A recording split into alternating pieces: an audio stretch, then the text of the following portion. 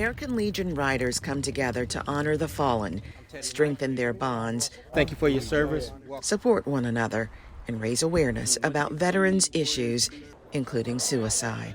Because people don't understand that when you come back from any engagement anywhere, it's not over. It's still in your head, still in your body. So it goes on and on. I've lost several friends over the years due to PTSD, and it is very near and dear to my heart.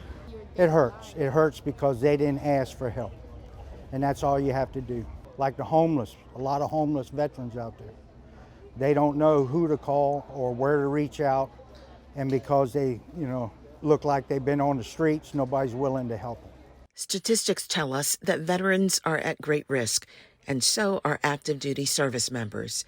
Cliff Baumann decided in 2002 that he could no longer live with what felt like failure. The September 11th attack on the U.S. Pentagon had left the 33-year-old National Guardsman with nightmarish memories of a 2-day search through the wreckage and the sorrow of finding no one alive. It was late at night. I was at my brother's house and I'd been drinking. I was feeling guilty and upset over all the thoughts of 9/11, and I just didn't want to deal with it no more. And so I took 22 sleeping pills, wrote a note, and laid down on my brother's couch. Post-traumatic stress, a sense of hopelessness, the pain of bullying or abuse. These are some of the reasons suicide is a leading cause of death across all ages in America. Sylvia DeVos was in her 30s when she decided to end her life. I went up into the mountains on the Blue Ridge Parkway and pulled over and pulled out my .38, and I just remember thinking that this is the perfect place to end my life, because at that point I just felt that I was a menace to everyone. And I remember saying, "Dear God, please help me." And my intent with that was for him to help me have the guts to pull the trigger, because I had it right here at my temple. She recalls a childhood marked by fear and pain, including abuse by a male relative. He used to come in my bedroom and do things sexually with me that was just horrible. And I'm pretty sure my dad was aware of it. I couldn't swear to that. My mom never seemed to be around, which I find interesting. I'm not sure she could have done anything, because my dad was extremely forceful, and I never saw him abuse her except for verbally, and he would lash so hard that I would be scared for my mom. I did talk about the abuse, and I remember people would not believe me, and it was pretty obvious that it really didn't matter what I said. I had been branded a liar by my dad very effectively. And I'd run and hide in the woods for days and days and days.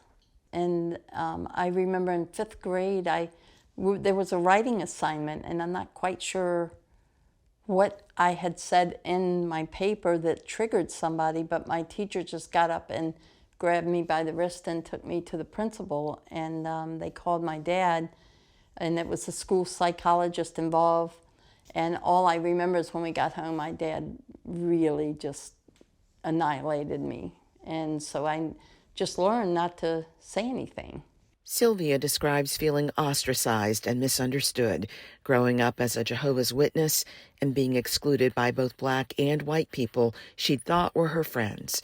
All that early hurt, she says, made suicide feel like the best solution. And when I pulled the trigger, it pulled the nozzle right in front of me, and so it went off in front of me instead of in me. And I hit the ground, and I just remember when I realized that I was not hit, I was so angry. And I was angry at God because he helped me in the wrong way, and it was like, what do I do at this point?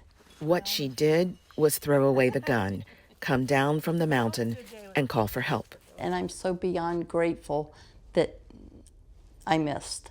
And if people could just get through that moment, it's literally just a moment in time, that if you could just get that temporary shake up in your head that this is really not worth it. You know, your life can become whatever you want it to. Her life today is about art and service. She's an avid photographic artist, a creator of workshops on healing and spiritual growth, a mother, a grandmother, a person who lives to help others. I totally forgive. In fact, I'm actually grateful for my past. And I say that, I wouldn't recommend it to anyone, but I say that because I don't know who I would be if it weren't for all the weird stuff that happened to me as a kid, all the abuse, all the people that didn't count me in for anything. You know, I have very good friends that you would never know also suffered a lot of abuse, because if you knew who they were, you'd go, no way. And that's the kind of person I want to be, that people see me for who I am now, and that I can help with, you know, things you're going through. But I'm not there anymore. I'm just not, thankfully. The same is true for Cliff Bauman. After he overdosed, his brother found him unconscious and got him to a hospital. Then Bauman says he got honest and got help. His life's work now is helping others to fully live. I have to believe that I survived my suicide attempt for a reason. And this is why I do what I do. This is why I started the Mental Health Warrior podcast. This is why I do my speaking events, and this is why I do my book. But I understand what it's like not to want to see the dark. I understand what it's like not to want to see the daylight. I understand what it's like not to want to open your eyes in the morning. But I also understand the opposite of it and how great life can be. I wouldn't have my 2 boys. I wouldn't have my wife, who now we've been together for 15 years. I wouldn't have any of that.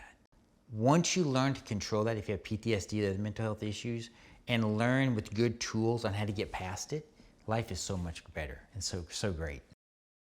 Thank you for watching. Continue to follow Virginia News and Stories by subscribing to our VPM YouTube channel.